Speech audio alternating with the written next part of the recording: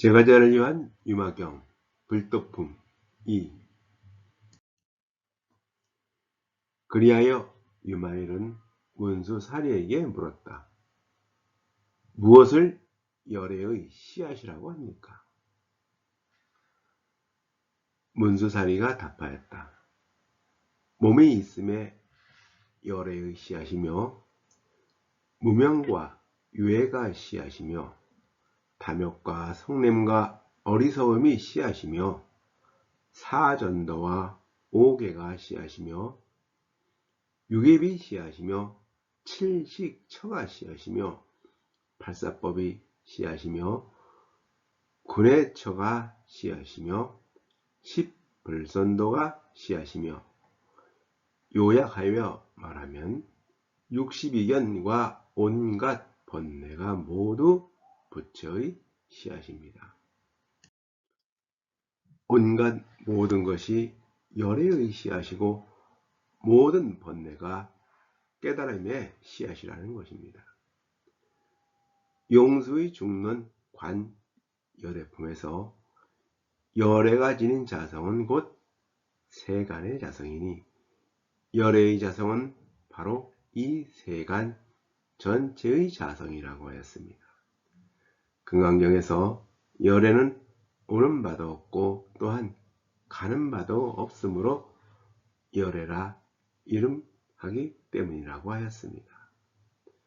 이와 같이 열애란 진리 그 자체나 진리가 나타나는 것을 말하지만 진리를 체득하여 나타내는 자라는 뜻으로서 석가모니부를 석가열애라 부르거나 아미타부를 아미타 열애라 부르는 것처럼 열애는 참된 진리를 깨우친 사람이란 뜻으로서 부처를 달리 이르는 말입니다. 그것은 무슨 말입니까? 문수사리가 답하였다. 무의를 보고 정위에 들어간 사람이라면 다시는 안욕따라 삼맥산 보리심을 일으킬 수 없습니다. 무의는 현상을 초월해서 늘 존재하는 불변의 존재를 말하며 정위는 지혜로 깨달음을 얻은 자리를 말합니다. 무의를 보고 깨달음을 얻어 정위에 들어가면 안욕따라 삼맥산 보리를 성취할 수 없다는 것입니다. 밝은 달은 물속을 훤히 비치지만 물은 흔적도 없이 흐르는 것처럼 깨달음이란 어떠한 흔적이나 자취도 남기지를 않습니다. 노자는 도는 보려고 하여도 볼 수가 없고 들으려 하여도 들을 수가 없고 잡으려 하여도 잡을 수가 없다고 하였습니다. 도가 입 밖에 나오면 그것은 이미 도가 아니라고 하였습니다. 장자의 지부규편에 광요가 무교에게 물었다. 당신은 존재하는 것이요 존재하지 않는 것이요. 광요는 질문에 대답을 얻지 못하자 무효의 모습을 자세히 들여다보았다. 아득하고 텅 비어 있어 하루 종일 그의 모습을 보려 하였지만 보이지 않았고 그의 소리를 들으려 하였지만 듣지 못하였고 그의 형체를 잡으려 하였지만 잡을 수가 없었다. 광요가 말하였다. 지극하도다. 그 누가 이러한 경지에 이를 수가 있겠는가? 나는 무의 존재는 인식할 수 있었지만 무도 없는 경지는 인식할 수 없었다. 무와 유에 사로잡혀 있는 사람들이야 어떻게 이런 경지에 이를 수가 있겠는가? 라고 하였습니다. 비유하면 높은 언덕에 있는 땅에서는 연꽃이 생장하지 않지만 낮고 습한 진흙에서는 이내 연꽃이 생장하는 것과 같습니다. 연꽃은 낮고 습기가 많은 더러운 진흙에서 맑고 향기로운 꽃을 피우는 것처럼 지혜는 세간의 온갖 고통과 번뇌 속에서 없게 된다는 것입니다. 그래서 연꽃은 미혹되고 그릇된 망상에 빠진 중생들을 깨우치게 하는 밝은 지혜에 비유하기도 합니다.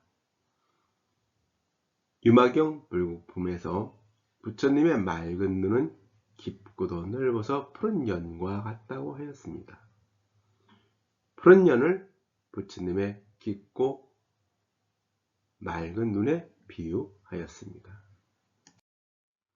이와 같이 무위법을 보고 정의에 든 사람은 끝내는 다시는 불법을 생장시킬 수 없으며 번뇌의 수렁 속에서야 중생이 있어 불법을 일으켜서 생장시킬 수가 있습니다. 무위법은 인연에 의하여 생겨나지 않는 항상 변함없는 법이나 온갖 망상이 끊어진 상태에서 명료하게 드러나는 현상을 말하며 요인은 세간의 온갖 인연으로 인하여 일어나는 모든 현상을 말합니다. 불법은 세간에 있는 것이니 세간을 떠나면 보살도 부처도 없다는 것입니다. 노자에서 무의 자연의 도는 하늘의 도, 즉 자연의 법칙을 뜻하며 사람의 도는 인의에 의해 이루어지는 법칙을 의미합니다. 장자의 추수편에 황하의 신이 무엇을 자연이라 하고 무엇을 인이라고 하는 것입니까? 라고 물으니 북해의 신이 소나 말이 네 발을 갖고 있는 것을 자연이라 말하고 말머리에 곱비를 매거나 소의 코를 뚫는 것을 인이라고 말하는 것이라고 하였습니다. 경허선사는 법명을 성우 즉 깨달은 소라고 한 것은 소가 코에 낀 곧두레에서 벗어나면 자유로워지듯이 일체의 모든 얽매임이 사슬에서 벗어나니 스스로가 자유로워졌다는 것입니다. 이는 절대 자유의 경지에 이르렀다는 것입니다. 또 마치 허공에 씨앗을 뿌리면 끝내 싹이 생장하지 못하지만 기름진 토양에서는 무성하게 생장할 수 있는 것과 같습니다. 허공은 텅 비어 있어 그것에 기대어서는 살 수가 없습니다.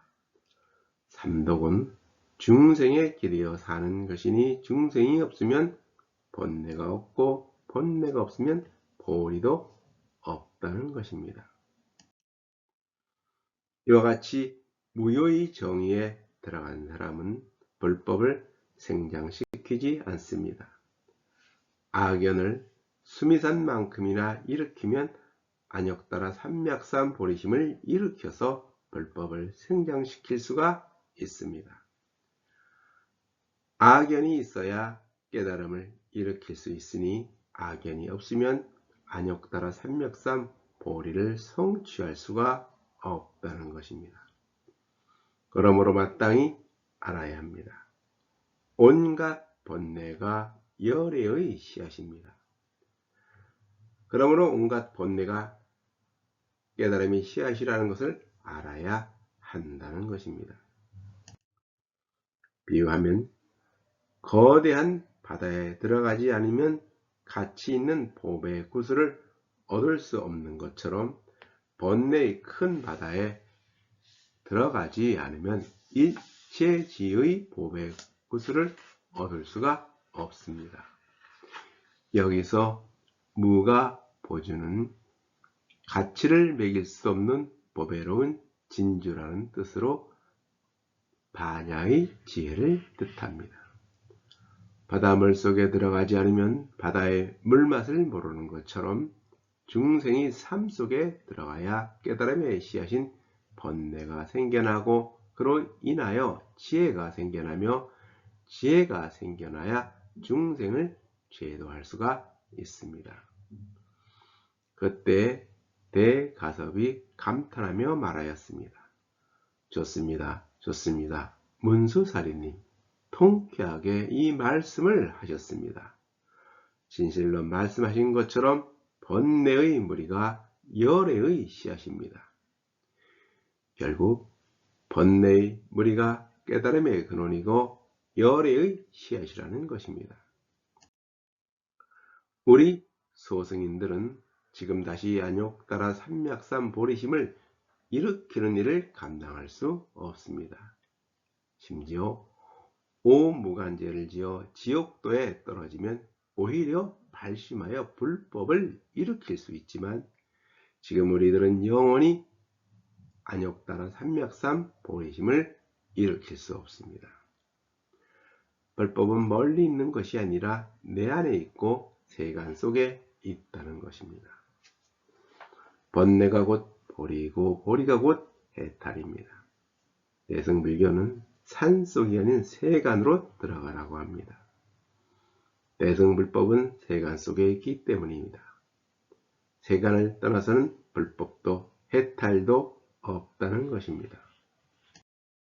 비유하면 오근이 망가진 사람은 오욕의 이익을 다시는 누릴 수 없는 것처럼 성문으로서 모든 번뇌를 끊어버린 자는 불법에서 다시는 대승불법의 이익을 누리지 못하고 영원히 소원을 세우지 않을 것입니다. 소승도인 성문이나 영각은 자신의 해탈을 위하여 수행하지만 대승도는 모든 중생을 제도하기 위해 수행 정진을 합니다.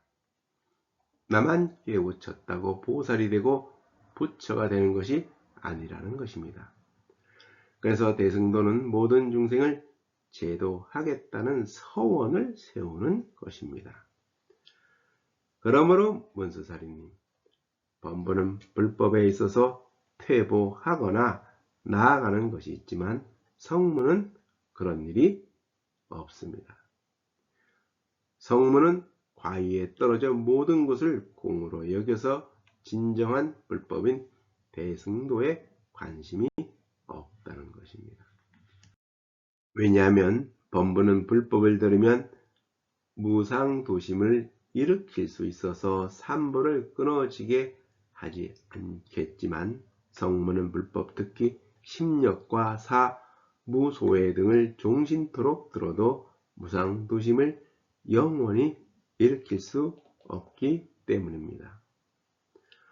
무상도심은 위없는 바르고 수승한 깨달음을 구하려는 마음으로서 무상정등각을 성취하려는 마음을 말합니다.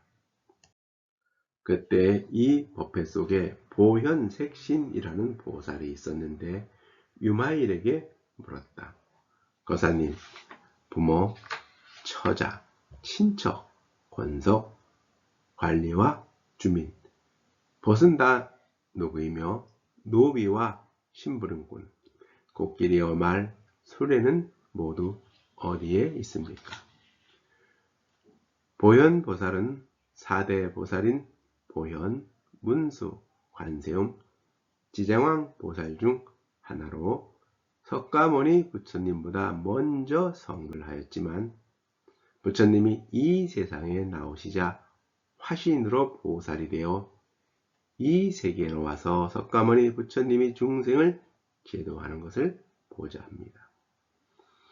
보현보살은 부처님의 자비가 중생들에게 두루 베풀어져서 중생들에게 이익이 되도록 원을 세우고 수행을 하는데 이것을 보현행원이라고 합니다.